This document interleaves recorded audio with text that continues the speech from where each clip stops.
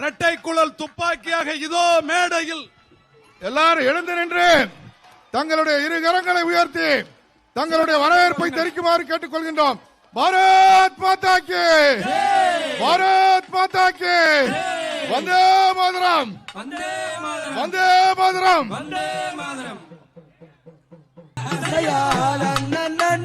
நானே